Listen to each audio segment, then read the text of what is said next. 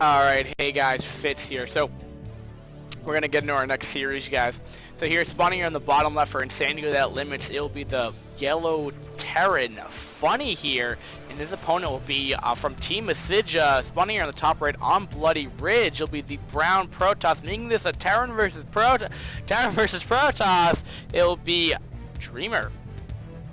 So, this map, you know, Bloody Ridge. I can't really exactly tell what we can expect from this. I mean, I've casted it a couple times now, but you know, definitely that third base, in my opinion, is a little bit harder to take. Just because like the ramp is further away. It's not impossible. I mean, remember, it's not like it's so far away, but it's just like the ramp's not inside your base. It's just I don't know, it's just a very, very awkward way to take a third base, in my opinion. So it tends to lend itself, I guess, just to be a little bit more vulnerable, especially because, you know, when you put it this way, right? If you naturally put your units out of your natural expansion, or like inside your natural expansion, you know, what could happen is that because this is like slightly outside your natural expansion, you can somewhat contain them to an extent here, and it can be really, really annoying to deal with. You know, you can get a better concave, and at the same time, if you have a big enough army, you know, stall for enough time, snipe off the third base, and then run away. I mean, you'll lose some of your army, but is it worth it? I think it is. So, and also, you know, this map's completely flat. I mean, besides these ridges, you know, from the main to the natural. So 2-gate goon or 3-gate goon can do a ton of damage here, and I mean that's not to say that Terran, you know, attacking the natural, and while they're in the natural attacking the main base, it can be pretty hard for a two-fact pressure. Now, have I seen a 3-gate versus a 2-fact? I don't think I have, but what I can tell you though is I think a 3-gate would probably lend itself a little bit better here, as there's different ways. There's not just one way to the enemy base, and so Dragoons are pretty fast units too, so they can like outmaneuver those reality units and just snipe off a tank or two, which makes that push so much you know, less powerful. And not to mention you have another gateway to deal with that. I'd expect 3-gate goon. On this map, I'd expect it. You know, will it happen? Maybe, maybe not, but what can I expect? That is my guess, though. Will I be wrong? Probably. But I am certain in my own mind that will happen.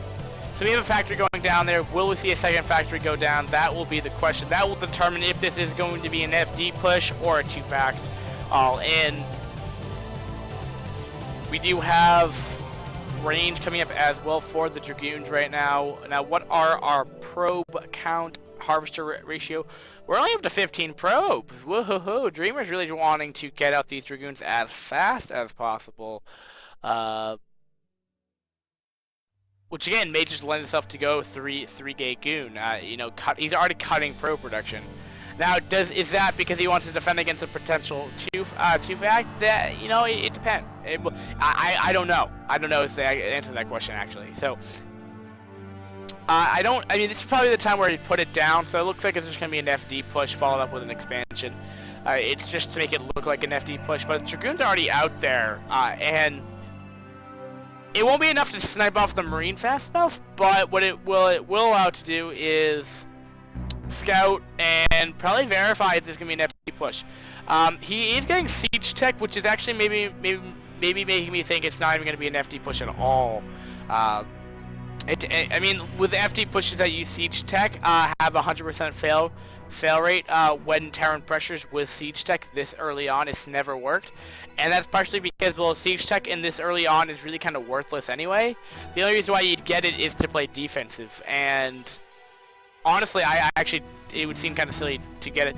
And you don't even need siege tech. I mean, because you actually outrange Dragoons anyway behind a wall anyway. But we're not even seeing a command center being placed down here. Which, oh, is that tank? I guess I don't know. It's just kind of found a sweet spot there. But still, like I was trying to say, it's not high hopes, right? I mean, Terran needs to put down a command center, which is what he's doing. So he's trying to do like a 1 factory expand, but he just may lose the...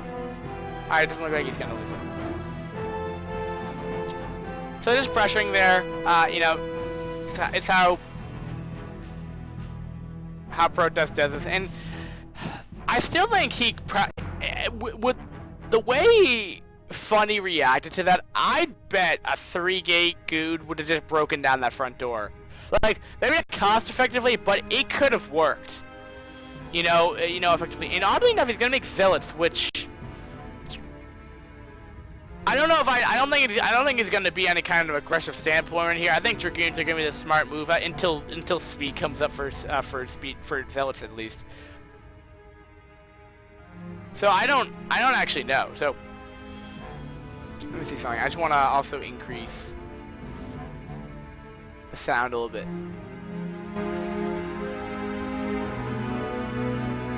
See. All right, cool. Sorry about that. All right, so he's got to put down another factory here, but that's just because he's just making a standard macro game happen now. I mean, that's really all that's going to happen here. Now, oddly enough, Protoss is actually still off 2 base. He's going to be teching to Robo, and then Ob is going right down after that. And I'd expect Support Bay to be followed up after Obs, too, because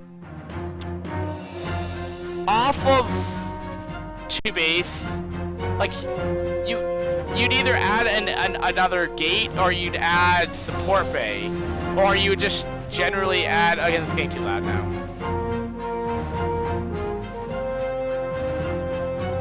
That's a little bit better, but anyway, I still want to just get... I mean, we can definitely verify that this is all in at this point. He doesn't even have Citadel right now, which is beyond me. I don't understand that. Alright, he's getting ready to Zealot Bomb. Okay, I should have saw that coming. So he's gonna Zealot Bomb, but... Well, actually before Obs, too. That's bizarre. But I even think still, like, you know, even when you're getting the shuttle, I mean, it's great to have a shuttle. But, like, if you're gonna get a shuttle, why not get a Reaver in just because? I mean, Reavers are good anyway. Not even for, like...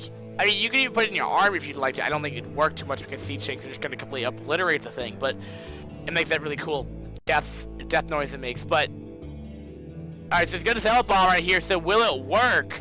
So far, it's actually doing a good amount of damage so far. He may win this right now. Dreamer may just be in the point where he can just take this game right now. It looks like that for sure, guys. We may be going to quick game 2 right here. Or at least he's gonna get a lot of SCV kills, at least that. I mean, that's a lot of Dragoons right there. That's probably at least 10. He's at 8 Dragoons, excuse me. Yeah, he's got 11 SCV kills. I mean, that by itself is absolutely ridiculous, but... Alright, so SCV is actually gonna block the ramp. So, maybe not gonna be the game-winning blow, but that's definitely gonna put him in a very advantageous position for Dreamer right now. And... Team mSj is looking pretty good right now. Alright, so... Okay, well... You're seeing a 1-base Protoss. Sorry, he's got to follow it up with an expansion that I didn't quite see, but...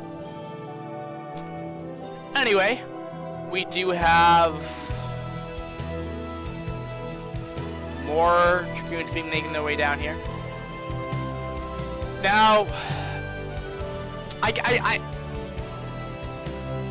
Protoss is in a favorable position here, but I don't think it's impossible for Terran to come back, because the more I'm thinking about this, like, well, kill off 3 tanks, that's a pretty big deal, but Terran's been off of this extra base for, you know, a little while, and I think that's just bought enough time so that Dreamer's not so far behind that he won base for so long. I mean, I guess they could have been just completely evened out by the fact if you just put down the Nexus quicker instead of investing into like that four Zealots into a Zealot Bomb. I feel like that would have been just maybe a better econ style, but you know, if you want to be aggressive, that's totally cool with me. I mean, I like seeing that. But this 2-base Terran's gonna be hard to break. 3-base Terran is perhaps a little bit harder to kill.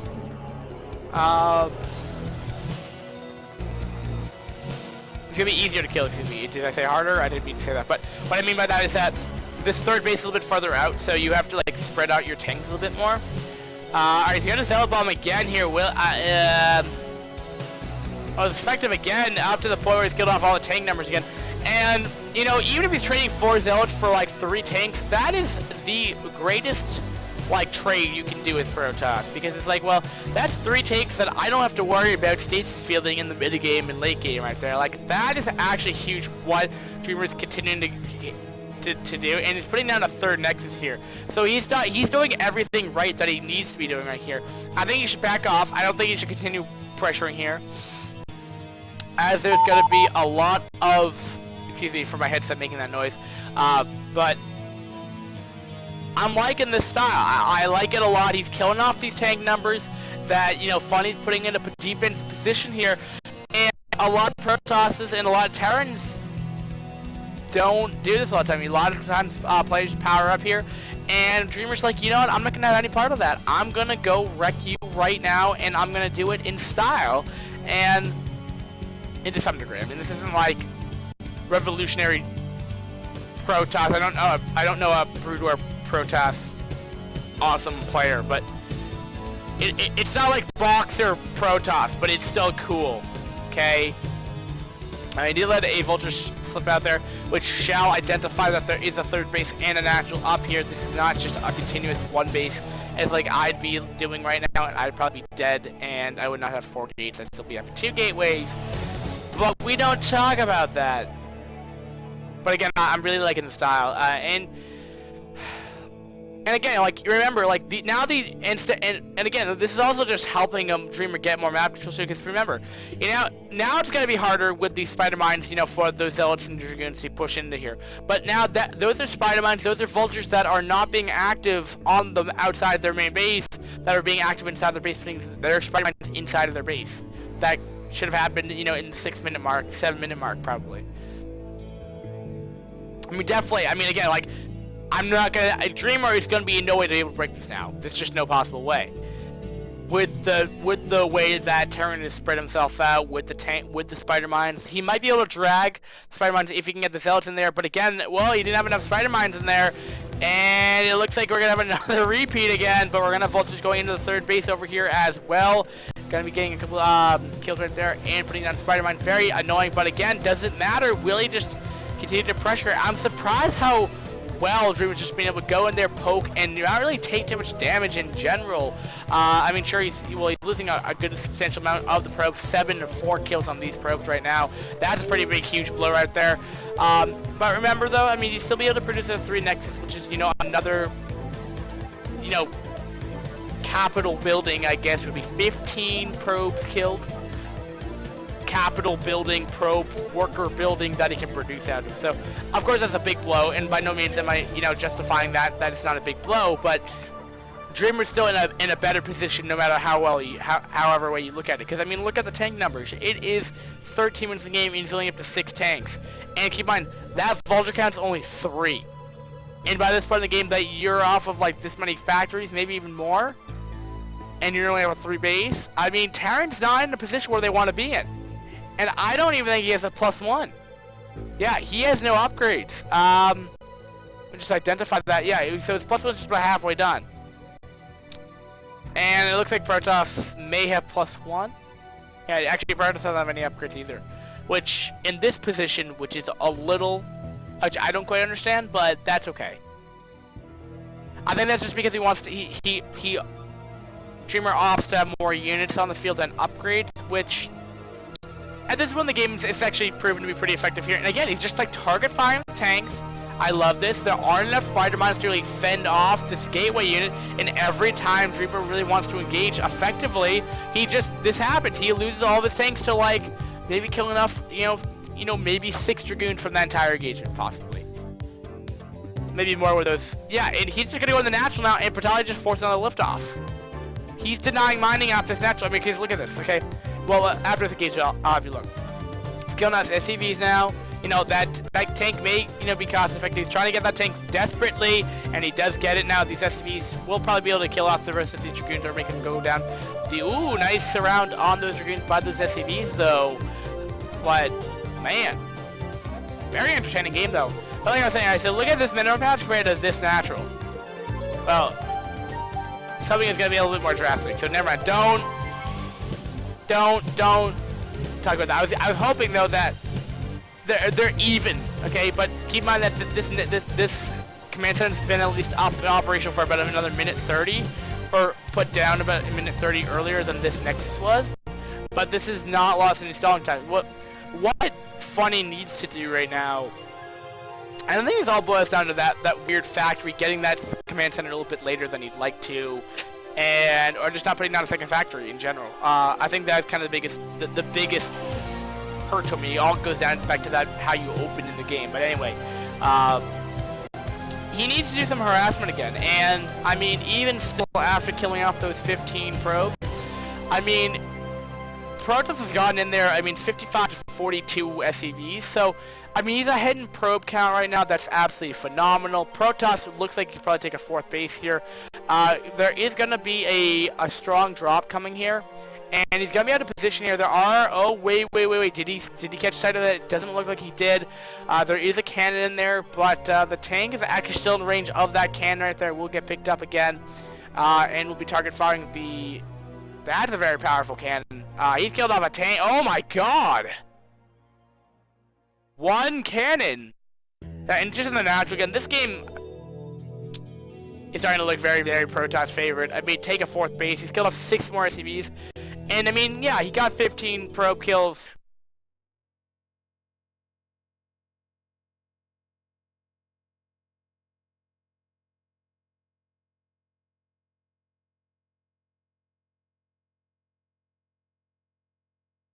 He's probably GG's probably he tried to bring those Dragoons over there to drag over the Spider-Mines over to those tanks, but it was not. It was a failed attempt, sadly, and it did not work. But anyway, I mean, again, let's just look at these unit tabs. He's up to 3 tanks, 17 minutes in the game here. Okay, that should be at least like 20, if not 15, like lowest 15. If this is like a powering up game, a regular, like not such a favorite to Protoss. Not only that, you know, 9 zealots, 9 Dragoons.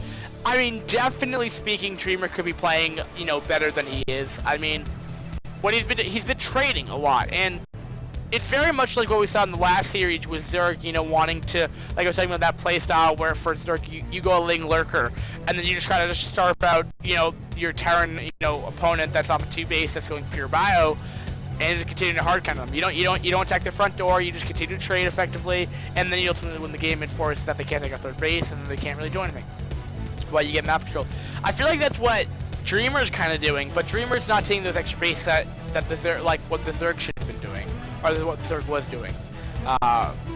You know, Zerg took up to 4 bases that game, but still, you know, referencing that should be applicable to here, because just like Terran versus Zerg, Zerg wants to have more bases than Terran. Every matchup, Terran wants more. Terran has, and the other race wants to have more bases. I mean, even Terran versus Terran, it applies. The other Terran wants more bases. So I don't know which way you look at it. I mean, an equal basing Terran versus an equal basing Protoss, Terran's gonna win most of the time. And here, if you have the map control, why not just take it? You've already killed off the tank numbers. You should have. He's taken a 3rd base just now. While I've been talking about this, and I don't think it's gonna be impossible for him to engage. I think what he should do is he should take a 4th and 5th base, as his main base has been mined out. So it's like 2 base to 2 base right now. So he's at equal footing with the Terran. So he's not gonna be able to you know, afford this for this long. But maybe he's gonna go in for the. He's gonna go in here, and will it work? He does have a Templar 4 Storm though. And again, the tank numbers are really, really small. And yeah, I think he's gonna actually be able to take this. There's actually literally no army. 2 Vultures, 7 tanks.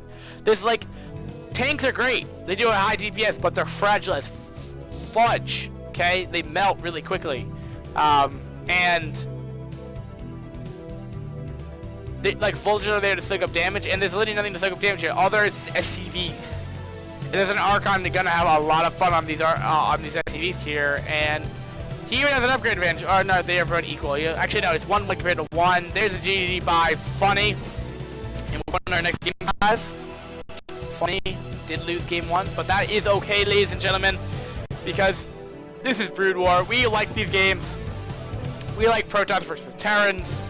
We want to go talk about that game now because that was so entertaining. And I just need to quickly alt tab out with my awesome mouse.